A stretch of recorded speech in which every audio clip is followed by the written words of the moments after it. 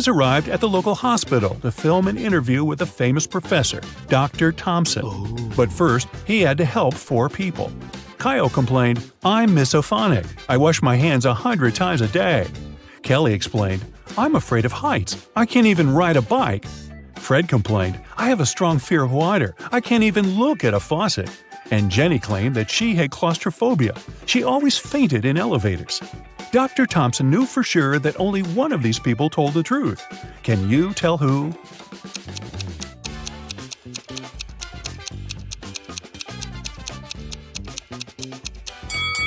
Fred can't be afraid of water. He has an aquarium with fish in his house. Jenny lives in a tiny van, so she can't have claustrophobia. And Kyle's apartment is too messy for someone who has a fear of dirt and germs. So it's Kelly. She sleeps on the floor, which is normal for someone with an abnormal fear of heights.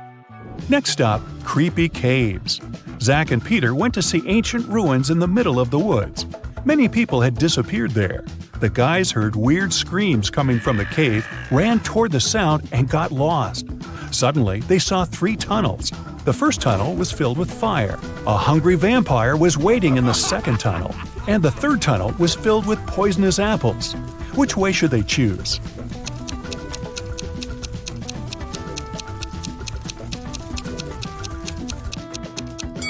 The third tunnel is safe. The guys don't have to eat those apples. After their epic adventure in the cave, Zach and Peter went to the supermarket to buy some groceries. I'm guessing the apples made them hungry. Can you see a ghost in this room?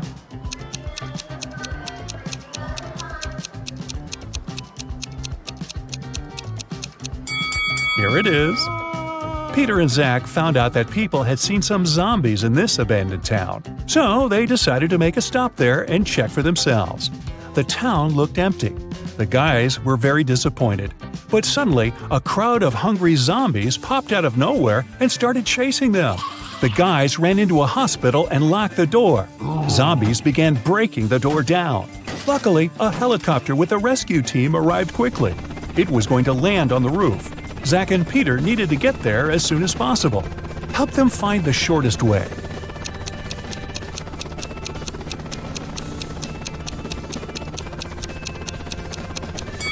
Here's the way. After saving the guys, the rescue team invited Peter and Zach to go skydiving together. They agreed and put on parachutes. They took this picture inside the plane right before the jump. Can you tell which of these people is in danger?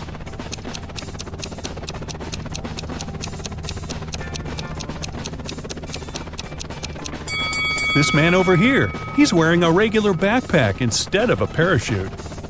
The guys made a stop on the shore of a famous, mysterious lake. They went fishing. Suddenly, a mermaid jumped out of the water and dragged Zach into the lake. Peter jumped into the water to rescue his friend. Finally, he found Zach wrapped in seaweed on the rocks in the middle of the lake. 3 mermaids had gathered around Zach and were singing their songs. When they noticed Peter, they said, "We'll set your friend free if you guess which one of us is not a real mermaid." Can you help the guy?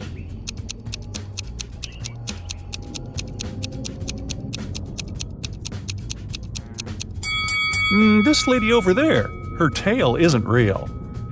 Sometime later, Peter's aunt, Sarah, called them. She was very upset. She found out that she had left her diamond ring in the guy's trailer. Peter found the ring and said, "No worries, we're going to send it back to you." But there was a problem. If he sent it by post without locking the box, the ring would be stolen. Both Peter and Sarah had some locks, but neither of them had the key that would open the lock of the other. Still, they managed to make it work and Sarah got her ring back. How did they do it?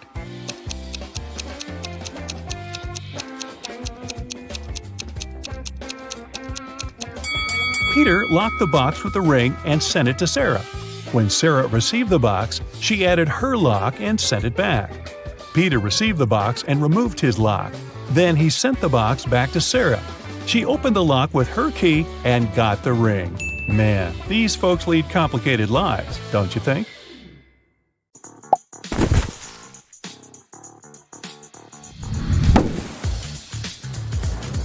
Wow, Bella landed in New York with very ambitious career goals. There were many options to get from the airport to the center of the city, but Bella decided to save money and go by bus. She had to purchase a ticket for $10, but a handsome guy popped out of nowhere and offered her a better deal. "Hey, my plans have changed and I don't need my bus ticket anymore. Want to buy it for $6? Bella agreed and gave him $6. It was a big mistake. Why?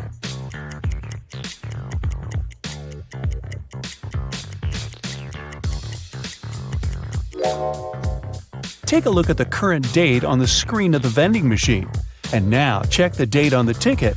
It expired a decade ago. Finally, Bella arrived in Manhattan and found her hostel. She had booked a bed in a dormitory room. Bella had to share it with 3 other women. She left her backpack on her bed and went to take a shower. When Bella returned, she found out that someone had stolen her laptop. She questioned her roommates. Sarah said, "I was drinking some coffee in the lobby. Ask the manager." Kelly said, "I was sleeping with my earplugs in and my sleep mask on, so I didn't see or hear anything." And Chelsea said that she had been taking pictures on the roof of the hostel. Who's lying?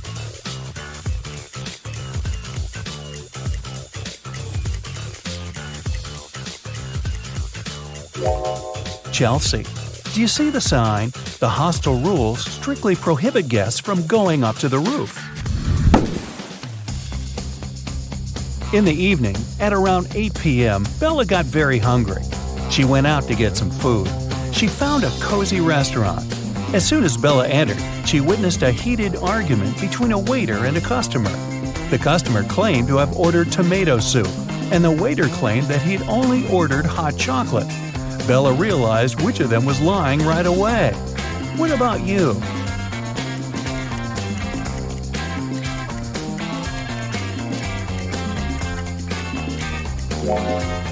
The client is lying. This advertisement on the wall says the restaurant only serves soups from 1 to 4 p.m. This means that the waiter simply wouldn't have accepted such an order. Bella ordered dinner. While waiting, she looked around and noticed one weird detail. Can you spot it too?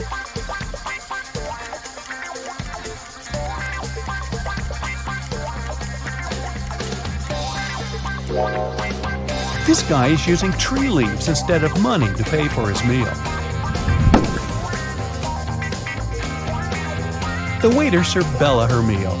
She was about to start eating when 2 ladies began arguing about their VIP reservation. Julia claimed that she had reserved the VIP room in advance to celebrate her wedding anniversary. And Letitia said, "No way! It's my birthday party tonight. I called the manager yesterday and he promised me the VIP room." The manager said, "Ladies, I'm so sorry, but the booking system crashed and deleted both of your reservations. The VIP room is unavailable today. Can I do anything else for you?" Who's lying here?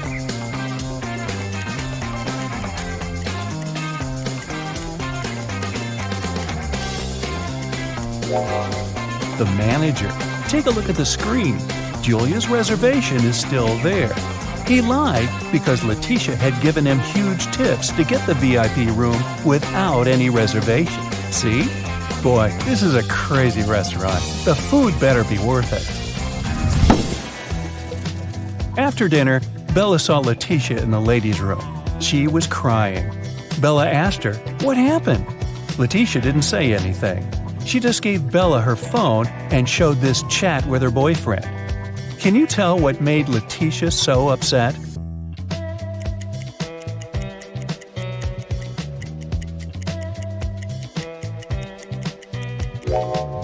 Her boyfriend didn't come to her birthday party.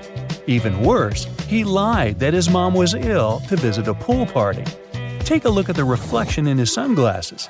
It seems that he's having fun. Letitia was so grateful for Bella's support that she gave up her VIP opera tickets. Their performance was scheduled for the next day.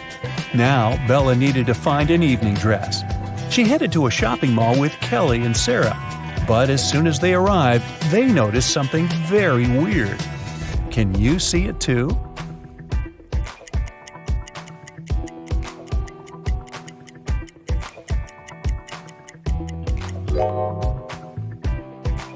This mannequin has 3 arms.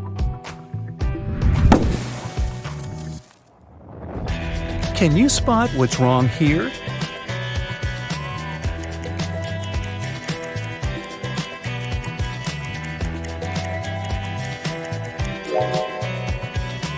The outfit sizes don't match the sizes on the hangers. What about the dressing room? Any odd details?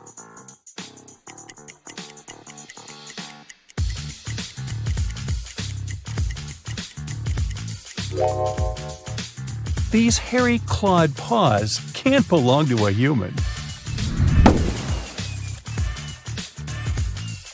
Finally, Bella found a beautiful evening gown for the opera, but it cost $97. Bella couldn't afford it, so she borrowed $50 from Kelly and $50 from Sarah, which equaled $100. She bought the dress and got $3 of change.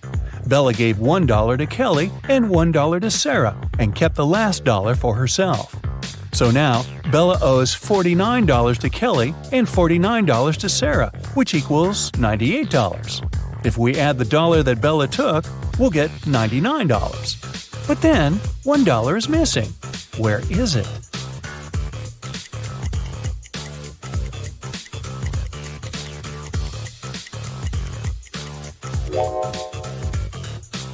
First of all, we're led to believe that $1 is missing. According to the conditions of the riddle, Bella took $50 from Kelly and $50 from Sarah, so the sum of her debt was $100. After that, she bought a dress for $97 and got $3 of change. The total indeed equals $100. But the question itself offers us a mathematically impossible puzzle. In fact, there is no missing dollar. Bella's debt remains $98 because she had already given $2 to her friends, and it's incorrect to add Bella's $1 to this debt. Next, Bella decided to visit a hairdresser. The manager asked her to wait for 20 minutes. Bella took a seat in the lobby and accidentally fell asleep. When she woke up, she saw that someone had cut her long, beautiful hair. She got furious and questioned 3 suspects. Maya said that she'd been busy with another customer.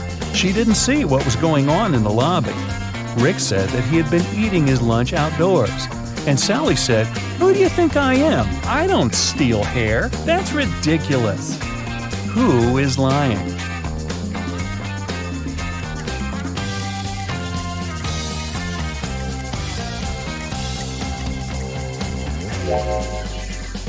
Both Maya and Sally have some cut hair on their clothes, but that doesn't prove their guilt. But Rick's lunchbox is full of food, which means that he was busy with something else during his lunch break. Very suspicious. Bella's evening dress was too long and classy. She couldn't go to the concert hall by subway. So the hostel manager, Fred, offered Bella to give her a ride if she cracked his tricky riddle. I have no neck and no head. 2 arms, but no hands. I'm with you at school, I'm with you at work. What am I?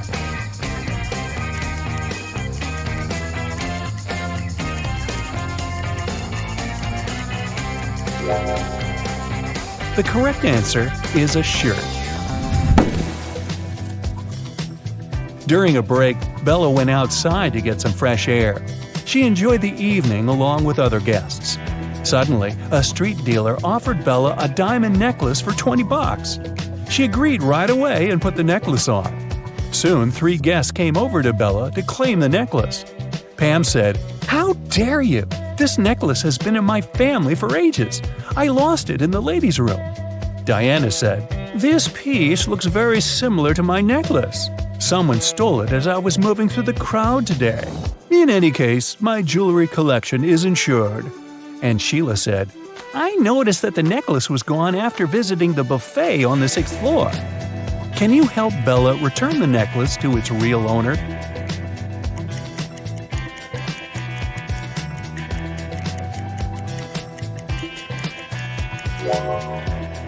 The necklace belongs to Diana. The concert hall doesn't have 6 floors. Pam and the street dealer have similar tattoos on their arms, so they must be scammers working together. After the performance, Letitia invited Bella to the after party, where Bella met Tyler. He claimed he was a famous violinist and showed Bella some pictures proving his luxurious lifestyle. But Bella realized that he was just a wannabe very soon. How did she understand it?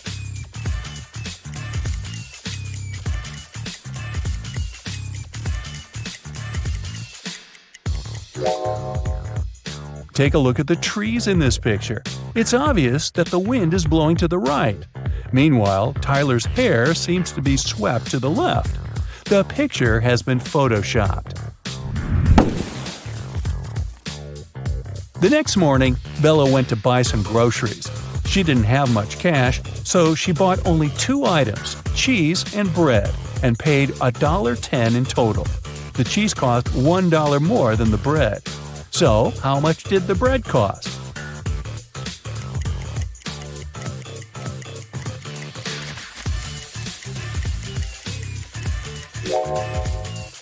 The most obvious answer would be that the bread cost 10 cents. But if the bread cost 10 cents and the price of the cheese was $1 higher than that of the bread, the cheese would cost $1.10, and the total in this case would be $1.20. The correct answer is that the bread costs 5 cents and the cheese costs $1.05. This indeed makes a total of $1.10. Does that make sense? Sense? After breakfast, Bella went to a job interview. The HR manager asked her to solve this riddle. She wanted to see how quick-witted Bella was. I am the only place in the world where today comes before yesterday. What am I? Bella cracked this riddle easily. What about you?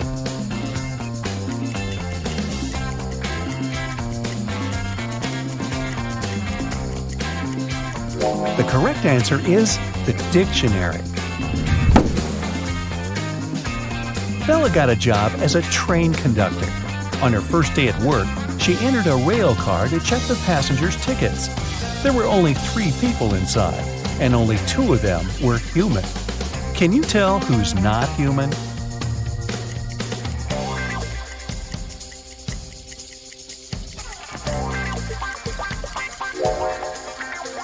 The first guy is dressed up too warmly for the summer, but he could be going to a place where it's very cold. That lady over there is drinking some green liquid. It's a bit strange, but there are plenty of colorful drinks in the world. As for this guy in the middle, he doesn't cast a shadow, so he's not human. Mark's friends invited him to a picnic. He arrived at the place, walked around the house, and saw a group of 8 people. None of them was his friend. It was the wrong house. Before leaving, Mark noticed that 3 people in that group were androids. Can you spot them?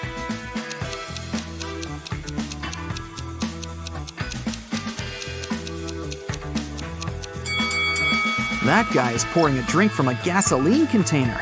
Smoke is coming out of this elderly lady's head because of a short circuit.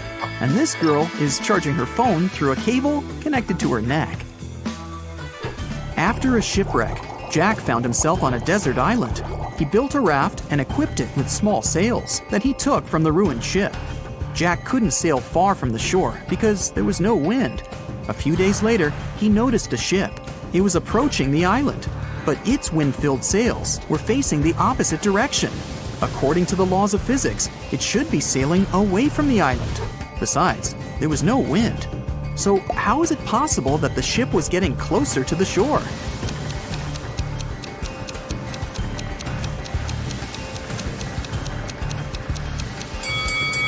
The ship was equipped with a motor.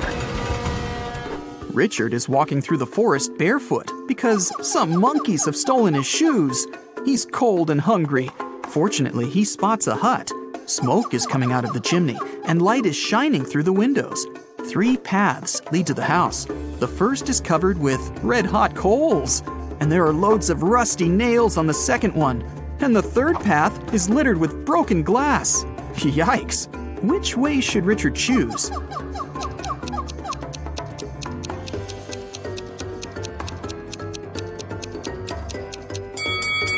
It's cold, so Richard can wait until the coals cool down.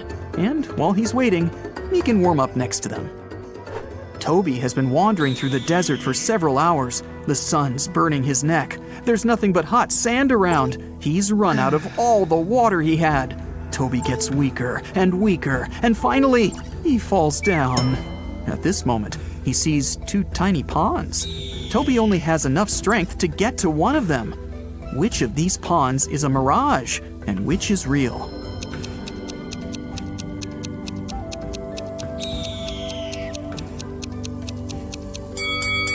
The left pond is real. See the clouds above it? It rained there, and the rainwater formed the pond. At the edge of the forest, quite far from the village, there was an old house. Its owner found his TV broken in the morning. Someone had smashed the screen. The owner called everyone who had been in the house that night: a cook, a cleaning lady, and a lawyer. "Who broke my TV?" the man asked. "I was cooking dinner. I didn't touch anything," the cook said. "I was cleaning the basement," the cleaning lady answered. "I was upstairs. I spent the whole night studying the documents," the lawyer replied. One of them is lying. Who is it?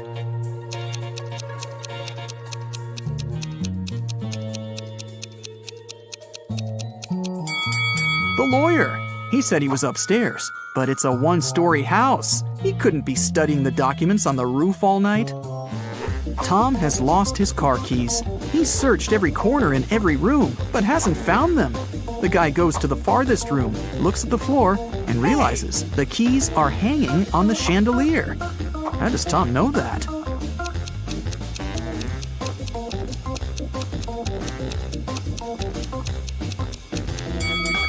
The floor is reflective. An elderly philosophy teacher began an exam. His students were sitting in their seats, listening to him. "Here's a task for you. Prove that everything that happens around me is real, and I'm not sleeping. Whoever writes the most convincing proof will get the highest points." The students had been writing for several hours, but almost no one got a good grade, except for one girl. She wrote an essay consisting of several words. What did she put on paper?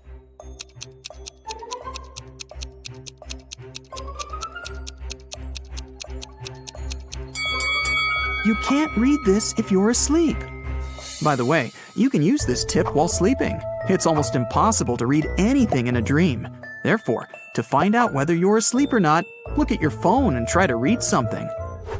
There was an old haunted house in town. Local people were afraid to go there, but one day, 3 girls and 2 boys decided to check that place out and record whatever was happening there. They approached the scary building, but one guy, Rob, refused to come in. He said he would wait for his friends outside. The rest of the group went into the house. Rob was nervous. After waiting for them for a few minutes, he was ready to call someone for help. But all 4 girls and 1 boy returned at this moment. Rob realized there were ghosts in the house and ran away from there. How did he know that?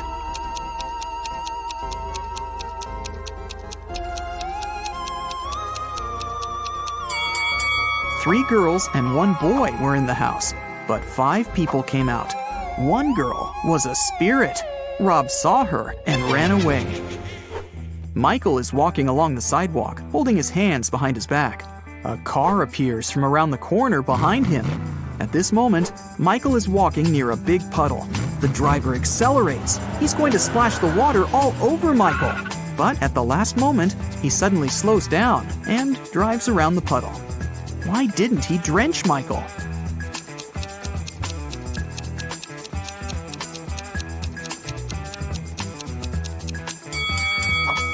Michael was carrying a brick behind his back.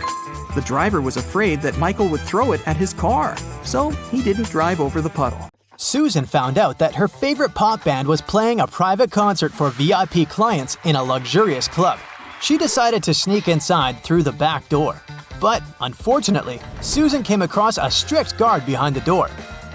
He refused to let Susan inside without a password. But, luckily for her, there was a hint on the guard's t-shirt. The hint was 2 infinity plus BD. Susan deciphered the hint and was allowed to enter. Can you guess what the password was?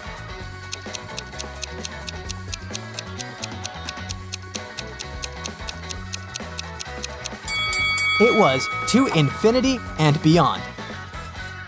After the concert, Susan met up with her friend Bobby. Bobby was an expert in ghost activity. He invited Susan to go ghost hunting to a creepy old hotel. Of course, Bobby had state-of-the-art equipment.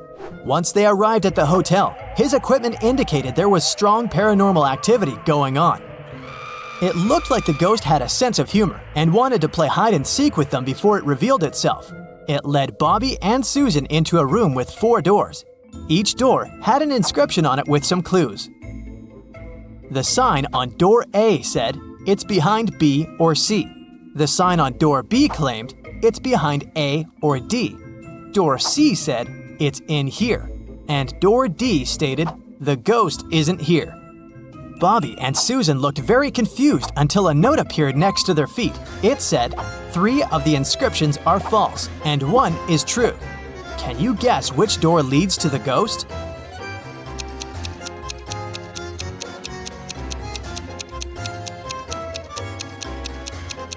Let's see how this works. If the ghost was behind door A, then both statements B and D would be true. If it was behind door B, then both A and D would be true. If the ghost was behind door C, then A, C, and D would be all true. But if the ghost was behind door D, then the statements on all the doors would be false, except for that on door B. This fits the rules, so the ghost must be behind door D. The next morning, Bobby called Susan again, saying that he had a surprise. He had won 2 tickets to Susan's favorite theme park and asked her if she wanted to go.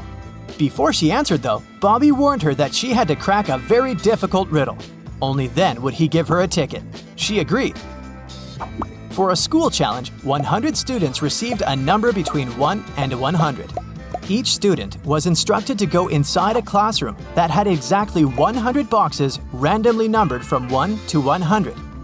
Inside each box, there was a slip of paper with a random number between 1 and 100 on it.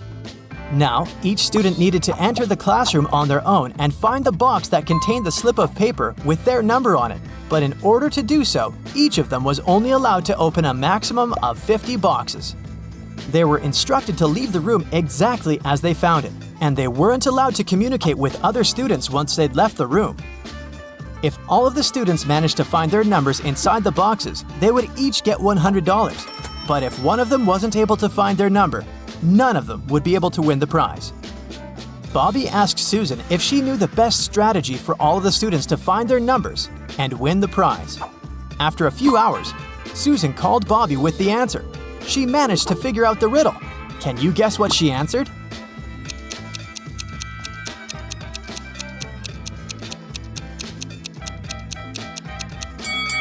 This riddle isn't obvious, but let's see how it works. If each student searched for their numbers randomly, they would each have a 50% chance of finding the box with their number inside. This is because there were 100 boxes and they were allowed to look inside 50 of them. However, the probability of all of them finding their own number following this random strategy is absurdly small.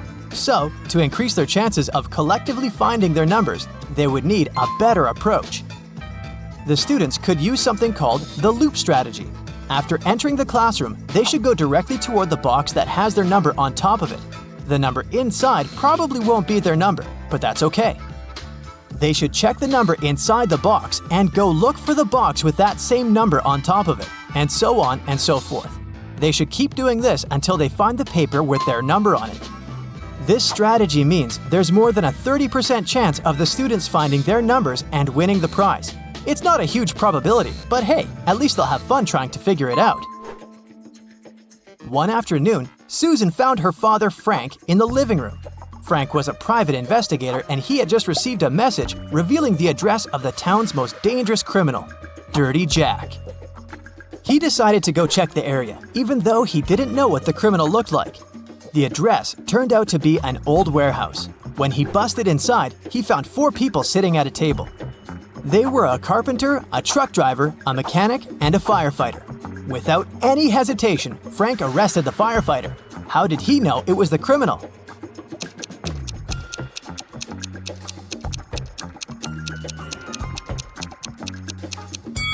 The firefighter was the only man in the room. The rest of the people were women. Bobby and Susan decided to go grab a cup of coffee. But when their orders arrived, Bobby's drink came with a fly in it. He called the waiter and asked him to change his cup. The waiter brought him another cup of coffee, but 2 seconds later, Bobby called the waiter again and said, "Hey, that's the same cup." How did he know?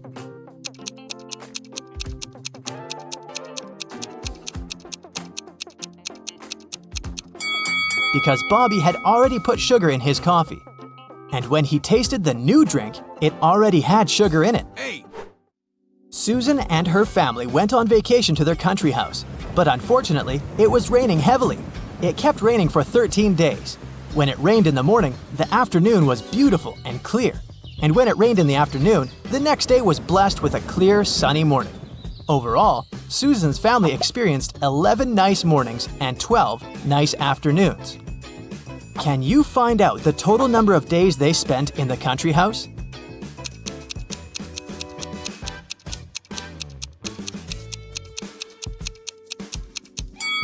The total number is 18 days. Here's how you can figure it out. Let's call clear afternoons X, clear mornings Y, and periods of time with no rain O. This equation represents the number of days with rain, X plus Y equals 13. And here are the days with clear mornings, Y plus O equals 11. And this equation represents the days with clear afternoons, X plus O equals 12. If we solve these three equations, we'll learn that X equals 7, Y equals 6, and O equals 5. So the total number of days is 18. Bobby started his morning by jogging in the park near his house. When he returned, he got to know some very unpleasant news. Someone had stolen his car. He questioned 3 of his neighbors. Henry said, "I've been playing video games for the past 12 hours and haven't left my basement." Rosie said, "I'm a gardener. I've been planting daisies in the public area all morning, and I think I saw a suspicious man who opened the car using a knife." Jack said, "I saw your car when I went out for groceries, but when I returned home, it was gone." Who's lying?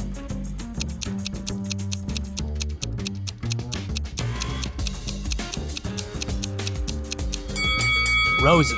She said she planted daisies, but look, there are only rose bushes in this area. One day, Susan found a box on her desk with a note that read, "What can run but never walks, has a mouth but never speaks, has a head but never weeps, has a bed but never sleeps." Can you decipher this riddle?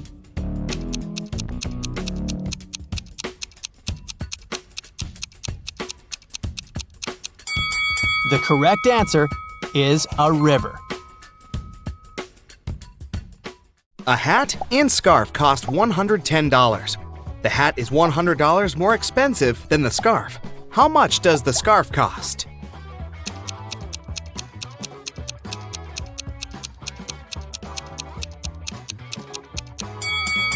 $5. It means that the hat is $105, which is exactly $100 more than the scarf. Mia was a shop assistant on a giant cruise liner. Once, she found an expensive watch in the boutique where she worked and announced it on the radio. Soon, 4 people showed up in the store. Each of them claimed it was their watch. Mia looked at all of them attentively and realized who the watch belonged to. Can you figure it out too?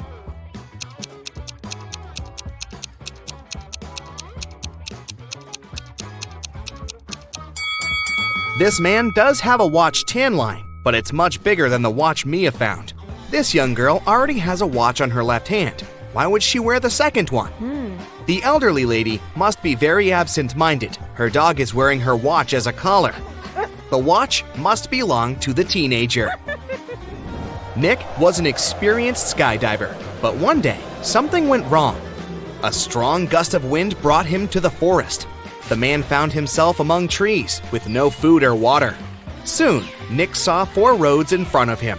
One led to a supermassive black hole that swallowed everything that got close. The second road ended in a sea full of sharks. The third road led to a mountain that was impossible to climb over.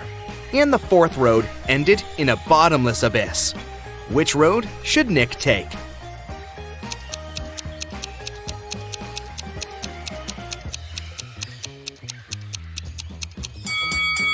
He should follow the third road. No one says he has to climb over the mountain. He can simply go around it. During which month do people sleep the least?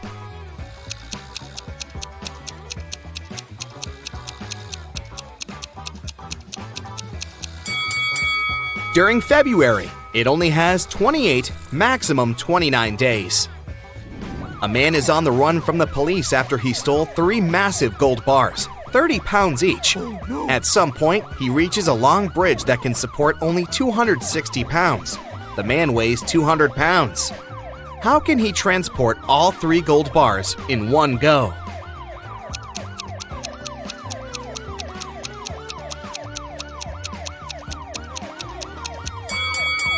He has to walk across the bridge while juggling the bars. It means that at any time, only 2 bars will be on the bridge, since the third one will always be in the air.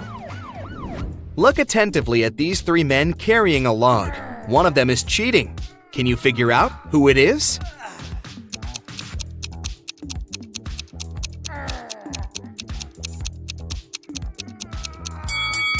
It's the man in the middle. For one thing, he's wearing a suit, which is a strange choice of clothing for such a task.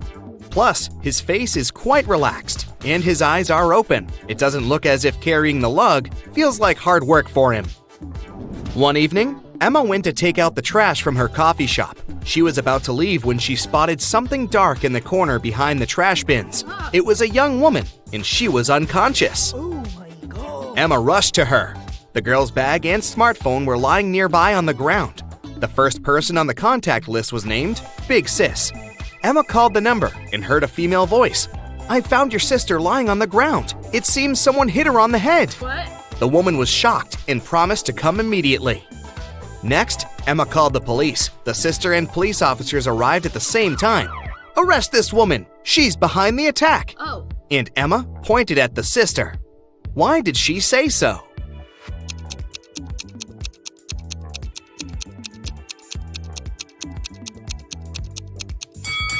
She didn't tell the sister where to come. How did she know the address? Oh. There are 4 cups on the counter, all of them upturned and hiding the same number of sweets underneath. Near each of the cups, there is a sign that says how many sweets are under it. The signs are 5 or 6, 7 or 8, 6 or 7, and 7 or 5. Only one of these signs is correct. How many sweets are there under each cup?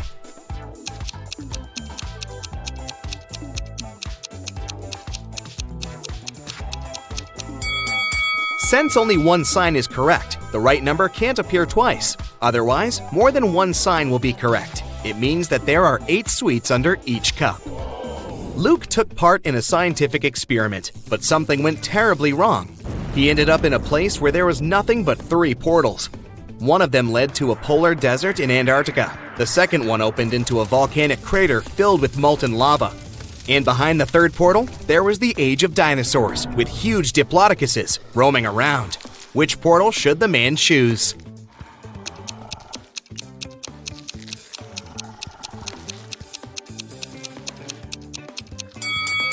Luke would freeze in no time in a polar desert. Molten lava isn't even an option. But diplodocuses are totally harmless to people. They only eat plants. Look at the picture attentively and say which of these people is left-handed.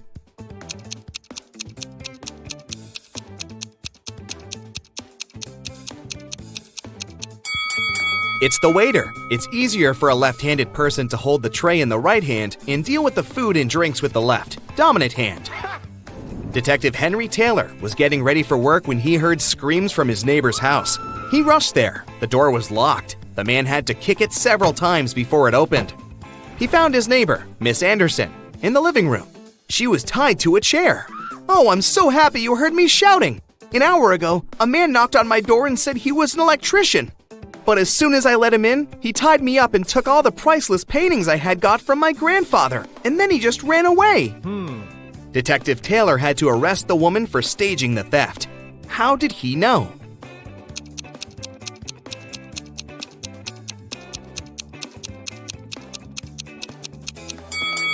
When he tried to get into the house, the door was latched from the inside.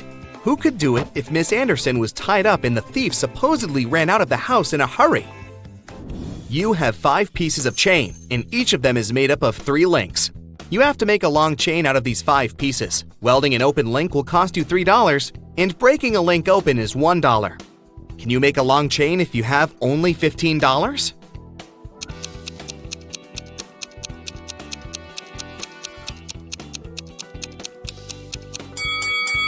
First, take 1 piece of chain and break all of its 3 links open. It'll cost you $3. Then link the remaining 4 pieces of the chain with these open links. Welding these links will cost you another $9. In total, you'll only pay $12. In the middle of a long flight, 2 passengers stood up and started to threaten the crew and passengers. They demanded $1 million in a helicopter. One of the criminals had a pilot's license and could fly a copter. When the plane landed at the nearest airport, the passengers got everything they had requested: a case full of money and a helicopter. But when they got inside, they didn't manage to fly away and were captured by the police. Why couldn't they start the machine if the helicopter didn't have any technical problems?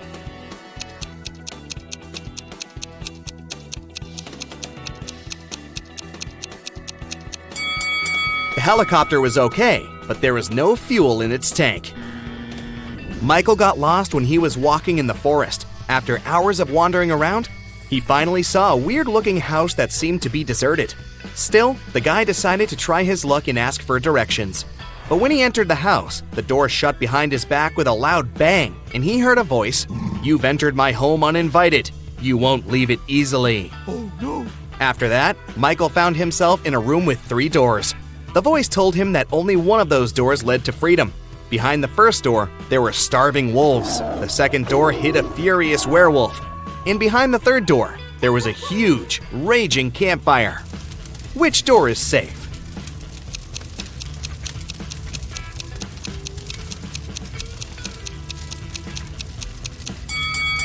Michael should wait until the campfire goes out and get out of the house through the third door.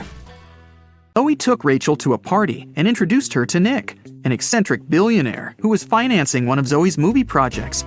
They had a brief conversation, and then Rachel lost him in the crowd. In a while, Rachel noticed 3 guys facing away from her. Each of them looked exactly like Nick. Can you tell who the real Nick is?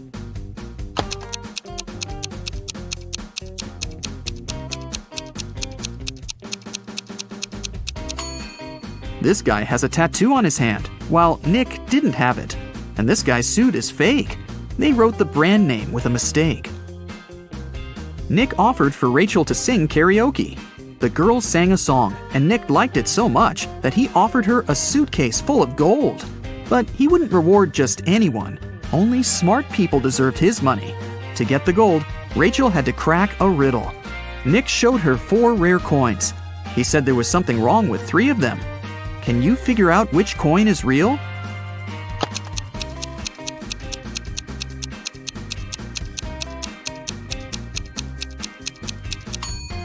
People who lived at that time didn't call their era BCE.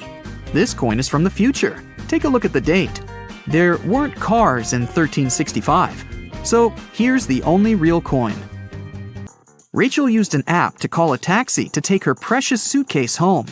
She saw 3 identical cars in the parking lot.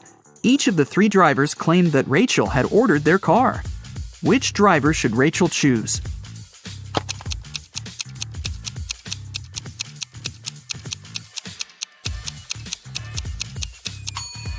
The third one. Take a look at the first taxi. There's a creepy guy hiding in the back seat. And the second car is missing a wheel. Zoe was having a party at her villa. She noticed that her son, Harry, was eating in his room with some lady. But Zoe didn't know who she was. The woman got very curious. So, after they left, she sneaked into her son's room to find some hints.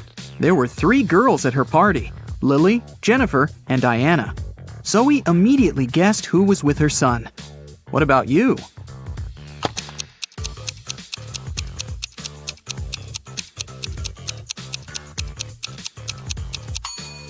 Harry is dating Jennifer. Look at the dishes on the table. There's a lipstick stain on the fork. Jennifer is the only girl wearing red lipstick. In the morning, Rachel went for a run in the park. On her way there, she met this woman. And a minute later, she saw another woman, absolutely the same. Rachel thought it was extremely bizarre. But in reality, there were 5 differences between these 2 ladies. Can you see them?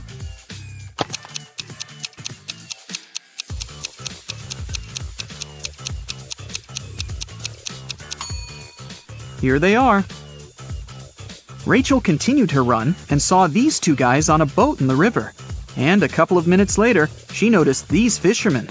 Can you spot any differences?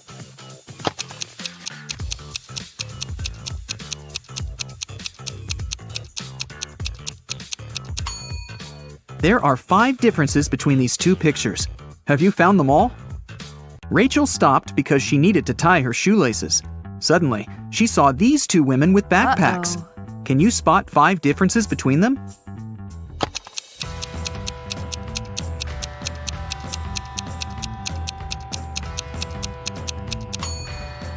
Right, here they are.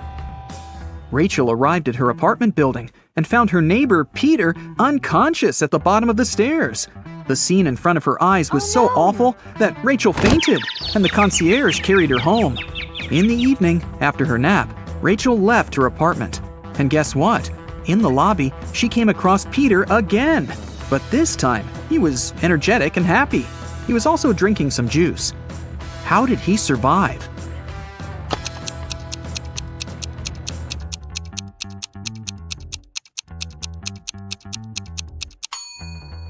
Look, he's a vampire! In the morning, Zoe called Rachel and asked her to come to the agency immediately. When Rachel saw the office, she was shocked. It was a mess. Someone had stained the walls with paint, and broken furniture and torn documents were everywhere. Zoe questioned 3 suspects. Dan, an assistant, said that he'd been partying all night. Many people could confirm that. Jessica, a lawyer, said, "Who do you think I am? I love my job. Otherwise, I would have already quit." And Sarah, a copywriter, said that she'd been the last one to leave the office. And she had locked the door, that's for sure. Who's lying?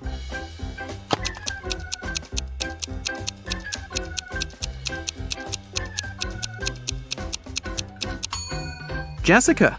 All the mugs are broken, except for hers. World's best lawyer. The woman wanted to get rid of some documents, so she faked a robbery. In a city's museum, an expensive golden egg covered in diamonds went missing. The museum workers noticed it in the morning and, of course, they immediately reported the theft to the police. The city's best detective started investigating the case. She carefully looked through the footage and identified 3 main suspects. Then she saw a handprint on the glass the egg was placed behind. Take a look at these handprints and at the suspect's hands. Who is guilty?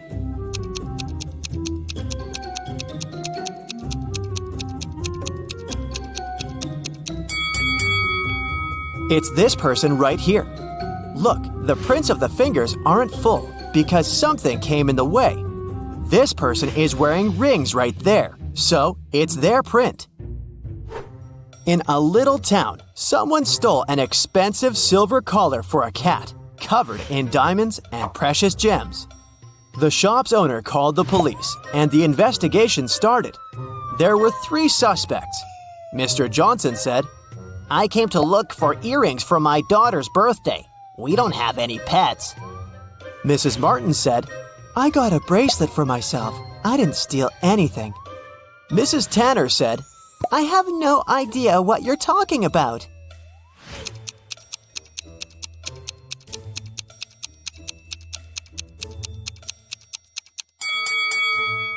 The thief is Mr. Johnson.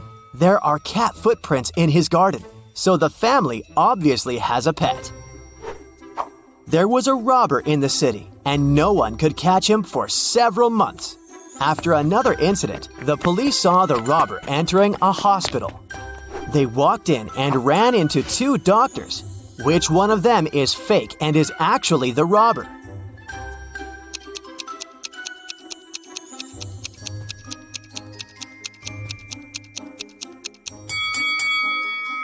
It's this guy, the one who's wearing headphones instead of the stethoscope. Mrs. Stevens went on a 3-month vacation, but had her workers coming regularly to maintain the house. When she returned, she realized that one of the workers was skipping quite a bit of work once in a while, going on an unplanned vacation themselves. Who was it?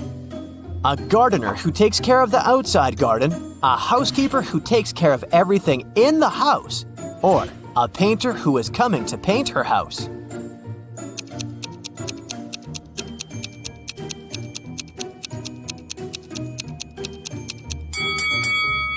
It's the housekeeper. Look, the houseplants dried out. Seems like he skipped a couple of weeks of work and probably only cleaned the house right before Mrs. Stevens returned. Do you think you can figure out who the bride of this man is?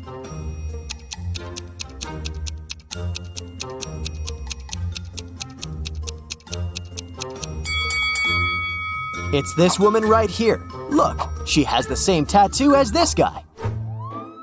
A small city's police got a message that monsters silently flooded the town and now live among humans. It's not a problem, but the police decided to identify them all to keep an eye on them. Can you help the police identify in which houses the monsters live? Here's the first task. You see 2 houses and a vampire lives in one of them. Which one?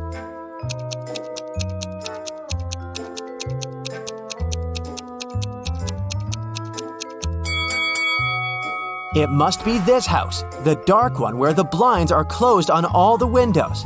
Vampires don't like sunlight. Okay, the next task is to find the house of a mummy. Here are 2 possible options. Which house does the mummy live in?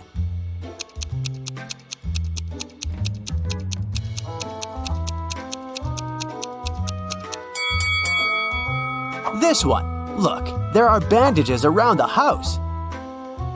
The next creature whose residence we need to identify is a gnome. Take a look inside 2 houses. Can you tell where the gnome lives?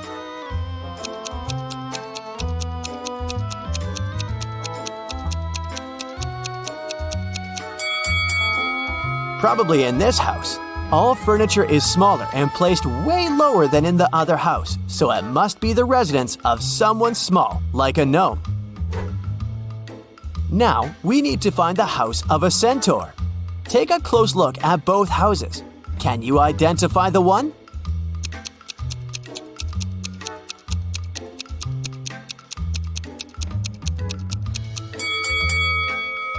This one right here. See, there are horse prints on the pathways to the house. The last one. A real witch lives in one of these houses. Can you tell where you're most likely to be bewitched?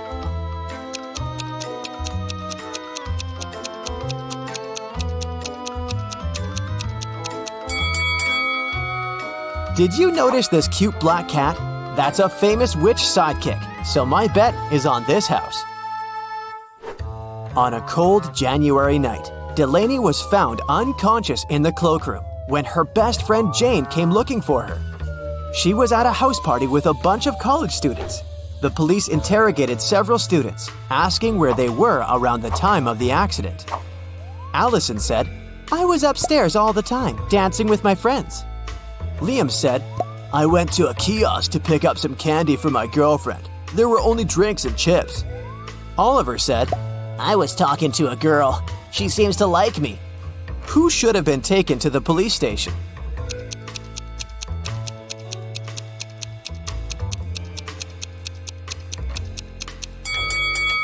Liam. It's a cold night, and he would need a jacket to go to a kiosk.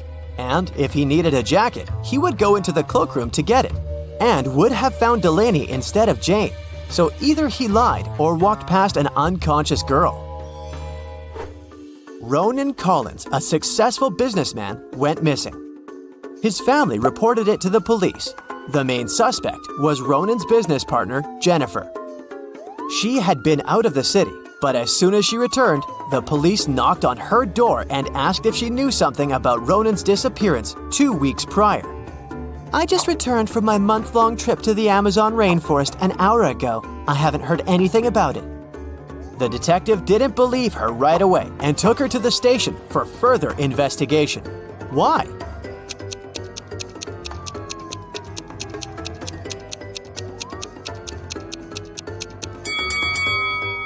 From the photos, we can clearly see that Jennifer dyes her hair. She says that she just returned from her trip, which was a whole month long.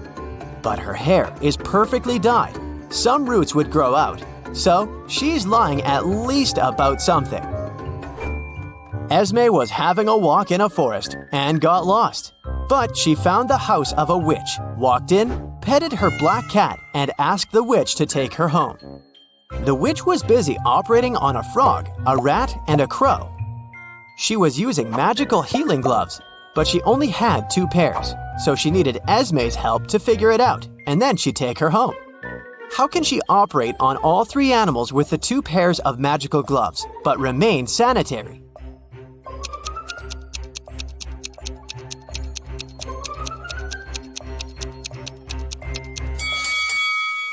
The witch should operate on the frog wearing the first pair of gloves over the second one. Then, she should operate on the rat using just the second pair.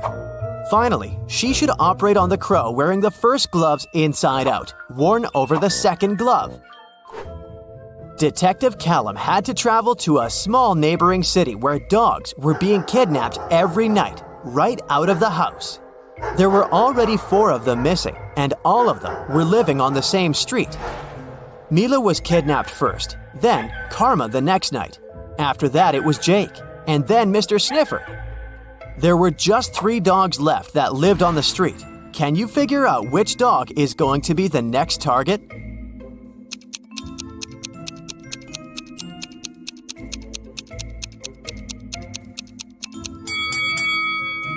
Look carefully at the dogs that were kidnapped, or actually at their collars.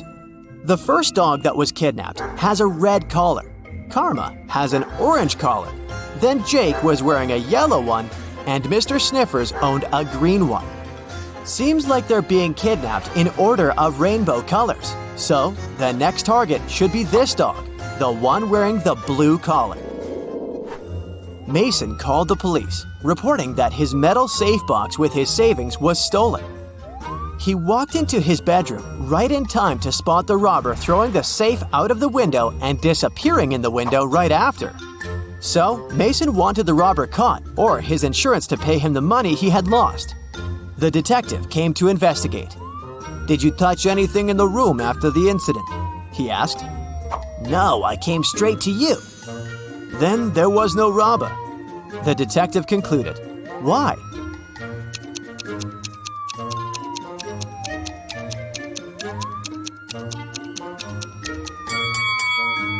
The robber couldn't go out of the window without stepping on the bed that was standing right by the window, but the bed is perfectly made. How is it possible if Mason didn't touch it?